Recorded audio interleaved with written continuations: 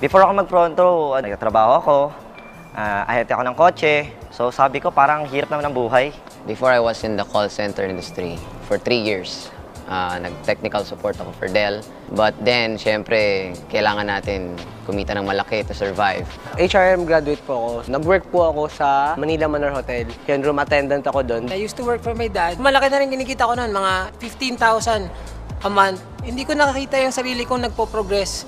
So, nag-resign ako, even if family business namin yun. I was married in the front row. Ang ginagawa ko ron, I was studying sa umaga. Sa gabi, I work sa McDo, El Pueblo, sa Ortigas. I'm a working student. Sa isang hindi nakatapos, wala akong alam na magandang trabaho eh. So, sabi ko, wala siguro tatanggap sa akin. So, nag-try akong mag-Jollibee. Pagdating na 15, yun na, nakuha ko yung sahod ko. So, after nun, hindi na ako nagpakita sa Jollibee. Sabi ko, wala akong mapapala dito sa Jollibee kasi 1-2 lang yung sahod ko. Before, nung nag-work ako sa call center, parang lahat ng oras ko nandun na sa work. Pasok, uwi, pahinga, pasok, uwi, pahinga. Nursing student ako nung nag-start ako dito. So, na yun, nangyari, parang nilaro-laro ko lang nung simula kasi parang sabi ko, totoo ba talaga to? Posible ba talaga siya? Hindi ko nga akalain na, alam mo yun, pwede ka talagang kumita sa ganitong business. Ang front row kasi open siya sa lahat. Daming klaseng professionals na nandun. Parang mga ano lang parang mga bata lang. Tapos ngayon, very successful na sa ginagawa nila. Habang nag-aaral ako, nagpo-front row ako. Tsaka challenge sa akin. Kasi yung first million, mahirap kitain sa labas. Parang kailangan sobrang galing ko, sobrang kakaiba ko. Dati yung nag-work ako sa ospital, simple lang yung pangarap ko, yung makapag-abroad lang. Tapos, nung napunta ako ng front row, ayun na, iba na. Gusto ko na ng cars. Cars hindi car lang. Actually, nagsimula lang din naman sa malit na income hanggang sa nangyari, natutunan ko paano gawin yung business ng tama. Kaya nangyari yung malit na income ko, lumalaki siya. At ang maganda doon, hindi lang basta lumalaki, mabilis yung paglaki ng income. Sa front row, sasabihin niya sa'yo kung ano yung totoo. So sabi ko, sige, susubukan ko to. In just 2 weeks, yung 11,000 ko nabawi ko, tumubo pa ako. Dito pala, hindi mo kailangan ng malaking puhunan para kumita ka ng malaking pera. Sa front row kasi iba kami. Ang ginagawa namin, lahat ng tao, tinutulungan namin. Kumbaga dito, we earn millions. But ang maganda dito is we make millionaires. Ako yung babaeng bata na nakukuha lahat ng gusto. So, isang tawag lang sa parents, yun, padala ka agad. Nung nag-front row na po ako, college na po ko noon. Ako na po nagbabayad ng sarili kong tuition fee. So, hindi na ako ganon kapabigat sa family ko. Before ako mag-front row, isa lang ako sa mga bata or estudyante na walang pangarap. Pero alam mo, dahil sa front row na to, nabuhay yung mga pangarap ko, nagkaroon ako ng direksyon. Ginab ko yung opportunity, ginawa ko, pinaniwalaan ko lang yung pangarap ko, pinangawakan ko. Ngayon, isa na ako sa mga naging top earners. At the same time, isa na ako sa mga malapit na mag-M-Club. Hanggang ngayon po, hindi ako makapaniwala na sa loob ng maikling panahon na pagsistay ko sa front row, na sa hinaba-haba ng panahon ko sa pagtatrabaho sa labas, dito mas maikli, mas mabilis nakuha ko ang isa sa mga goals ko sa buhay. Na-invite lang din ako, pero nag-invite sa akin, kakilala ko. Naunan, hindi ako naniniwala, pero naniwala rin ako sa front row. Kasi nakita ko yung mga kakilala ko, kaibigan ko, nagkakaresulta na eh. Try ko na lang din, wala namang mawawala sa akin eh. So, trinay ko na lang siya. Sa umpisa, negosyo talaga, ibibigay mo 100% mo. Kasi negosyo eh. Pag binigay mo sa umpisa, yung kabig mo pagdating ng dulo, tuloy-tuloy eh. Yun ang maganda sa negosyo. Dati from ordinary student na dati nangangarap, sabi ko, gusto kong magkaroon ng ganito, gusto kong makuha lahat ng pangarap ko, gusto kong gumanda yung buhay ko. Ngayon, nung nakita ko po yung front row, masasabi ko na lahat ng pangarap ko simula pagkabata ako, nakuha ko siya dahil sa front row. Before ako mag-start sa front row, student ako sa Trinity. Nakita ko dito na sa maiksing panahon, naging maganda yung income ko. Marami na rin ako na-achieve sa front row. And patuloy ko pang ginagawa ang front row. Natutulungan ko na yung pamilya ko. Explore ko na yung buong Pilipinas and not just the Philippines, but the whole world. Kasi ngayon, nagtutour pa kami. We've been to Singapore, to Korea. Imagine mo yan sa nangyari sa amin sa front row. Nagkaroon kami ng mga all expense paid by the company na talagang just for fun, not to work. Hindi ka lang kikita talaga ng malaking pera. Life-changing talaga siya, yung mismong personality mo mababago. Hindi lang naman pangarap mo o personal na pangarap mo kukunin mo eh. Kumbaga, everyone helps each other to get everyone's dream. And for me, that's the reward that I enjoy right now. Alam ko na sa front row, posible ko makuha yung pangarap ko. So, lahat ng kailangan mo nandun na, darating sa'yo. Nabibigyan ka ng chance kahit na estudyante ka, hindi ka nakapagtapos. Yung kitaan, yung good relationship sa loob, natututo ka. Sabi ko nga nung una, kaya ko bang kumita ng milyon dito? Pero natututunan pala. From wala, nagkaroon ako. Yung kikitain ko sa labas ng ilang taon, dito ilang buwan lang. Sa front row, one time lang ang investment, forever na yung kita mo. Dito sa front row may TF din. Yung tubo, forever. Iba pag nakakabago ka ng buhay. Iba yung feeling pag front row yung kasama mo. Simula naging member ako ng front row, sabi ko, aakyatin ko yung pinakamataas na pwede maakyat sa front row, hindi dahil para sa akin lang. Dito, makakabili ka ng sarili mo at sa sarili mong pera, makukuha mo, pinaghirapan mo. Ikaw yung tao na gustong-gustong yumaman. In short, ikaw yung baliw sa pangarap. Ang tawag ko dati sa mga naiisip kong mga bagay, kotse, bahay, katulong sa parents, ilusyon eh. Ngayon ang tawag ko doon, pangarap na. Araw-araw talaga sobrang excited ako na gawin paulit-ulit yung ginawa ko for the past few months kasi alam ko marami pang magandang mangyayari. Unang sasakyan ko, Ford Expedition. First time ko makahawak ng ganong kalaking sasakyan. Sunod-sunod na yung blessing sa akin na dumating sa akin sa front row. Kaya nakabili ako ng pangalawang sasakyan ko, BMW. Dito sa front row, I got my first car. Now, I'm building a house. Yung una kong sasakyan dito actually, Kia Pride. So, second hand lang siya. Ang maganda dito, syempre, hindi ka matatapos sa unang mong sasakyan.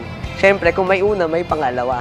So, yun, dumating na yung blessing sa akin ni God na dumating yung estrada sa akin. Mas masarap yung car ko ngayon na nakuha ko sa front row because sarili kong siyang sikap. I just bought a Ford Focus and it's a brand new car, it's 2013 model. And alam mo yun, hindi ako makapaniwala. Before, sumasakyan lang akong jeep. Ngayon, yung nalabas kong sasakyan, Japanese car siya, Mitsubishi Lancer EX na 2013. Lahat ng mga bagay na hindi ko nakukuha before, nakuha ko sa front row. Unang-una, syempre, yung oras. Meron na ako sa sarili ko, meron na ako sa family ko, sa friends ko, sa baby ko. And syempre, nakuha namin ng asawa ko yung first car. Sobrang sarap isipin na nangyayari na siya sa front row, nang ganong kabilis. Nabili ko yung first car ko. At nabili ko yung first car ko, hindi ako marunong mag-drive. After 8 months, same year, nabili ko yung second car ko naman. In 6 months, nabili ko yung first car ko eh. Actually, doon ako baliw na baliw kasi yung 6 months na yun, hindi lahat ng tao nagkakaroon ng sasakyan eh. Tapos 1.5 year later, naka-SUV ka, parang lahat ng tao nakapaligid sa'yo na dati hindi naniniwala. Ngayon naman, hindi makapaniwala. Nakuha ko po dito yung dream car ko. Parang sa akin, parang dati nga 10,000 wala ako, tas ngayon kotse. Ang ganda kasi yung pangarap ko, pwede ko siya makuha ng maikling panahon. For example, nakuha ko dito na Mazda 3, bago pa lang na Montero Sport. Ang dami pa palang opportunity na nakaabang para sa akin. Tulad niyan, nailabas ko si Innova, ginagawa ko siyang taxi, hindi ako nahihiya. Kasi yung Innova na to, hindi ako maglalabas dito ng sarili kong pera. Ngayon, kotse, savings, kadalasan, twice a year, thrice a year, nagta-travel. Eto naman, itong year na to, house and lot naman. Actually, marami akong first sa front row. First car, first million sa front row din, first 100,000 a week, front row din. Lahat ng bagay na hindi ko nagagawa noon, nagagawa ko na ngayon. Matagal nang nasa plano yung pagbili ko ng kotse. Nabili ko po brand new Honda Jazz po na color black. First car ko po, so masarap. Mga nakuha ko sa front row, first yung dream car ko. Actually, hindi naman super dream car, pero I got my first car sa front row, Honda Civic FD. Tapos, dito lang, nag-birthday ako, sabi ko, regaluhan ko naman ulit yung sarili ko. Brand new Hyundai Elantra naman siya, 2013. And ginagol ko naman ngayon, townhouse naman or house and lot naman. Nakikita ko sa labas, marami naman naka-BMW pero nakakabaliw nun, hindi naman yung kotse. Nakakabaliw yung estudyante, nagmamaneho ng BMW. Ang masarap nun, hindi binigay, hindi hiningi, kundi sariling kita. Last year, nagkaroon ako ng first car ko, which is Mazda 3. Yun yung first car ko, masarap. And syempre yung pinakamasarap, yun yung pinaka-nakakabaliw. Yung mismong pangarap ko talaga, which is Ford Ranger. Akalabas ko lang last 3 months. So masarap. Kasi bilang ako na bata na, alam nyo na yun, wala nagtitiwala, mismo pamilya mo, ganyan-ganyan. Pero simula na nag-front row ka, ang laki ng binago sa'yo. Ito yung binigay sa akin ng front row eh. Yan. Brand new na 2013 Toyota Vios na kulay itim. Alam mo, ito, hindi ako pinapatulog nito. Until now. Siguro magti 3 weeks na yata or 2 weeks na nung nabili ko to. Hanggang ngayon, hindi pa rin ako pinapatulog. Hindi ako marunong mag-drive eh, pero nabili ko yung sakyan ko. Sakyan namin, sa kauna-una naming Mazda 2. Hindi ko may paliwanag yung kasiyahan ko. Ngayon, meron na akong 3 kotse. So, ang sarap ng feeling kasi ngayon hindi na ako nahihirapan mag-commute. Hindi na ako nag-aabang ng matagal sa jeep, sa FX. Hello, I'm Richardson Hernandez. Ang masarap kasi dito, iba yung feeling ko eh, iba yung pakiramdam ko eh. Ang aga ko nakukuha yung mga bagay na alam ko sa labas sobrang tagal kunin. Tiffany Ebio po. Sa akin, kung ano man yung tulong na kailangan ninyo, huwag kayong mahiya. Ako si Kiko Tornilla from Subic. Ang advice ko lang, mahalin mo lahat ng rejections, utak, syempre, and commitment. Ako pala si Emil. Gawin mo to, simulan mo, baka ito na yung inaantay mo. Ako si Florence Castro. Lahat ng mga gusto kong ma-achieve sa front row, sinusulat ko lahat. Alam ko pag may pangarap ka, gagawin mo lahat eh, 'di ba? Pero lumalim 'yun dito sa front row na yung mga pangarap ko, posible pala siya mangyari. Subukan niyo yung front row, walang mawawala sa inyo. Tutulungan namin kayo. Hindi namin kayo pababayaan dito. Napakaswerte, napakaganda, napakasaya dito sa front row. Ako si Louie, at dahil sa front row, nakukuha ko na ang mga pangarap ko. Ako si Mac, dating nangarap, ngayon nakukuha ko na unti-unti dahil sa front row. Sumabay ka na. Ako si Sam Dayrit, isa ako sa mga tutulong sa inyo. Pag naging part kayo ng kumpanya, isa lang ang kaya ko ipangako, yayaman ka. Okay, Maugi, pasibugan. Kung di ka pa front row ka na. Kasi, para sa akin, di ka mag-front row, okay lang eh. Pero ako yung manghihinayang para sa iyo. Ako si Anto Garciliano, proud front row member. Ako si Janico Suarez, graduate ng IT, no working experience. Pero maganda niyan, isa ako sa Millionaires Club ng front row.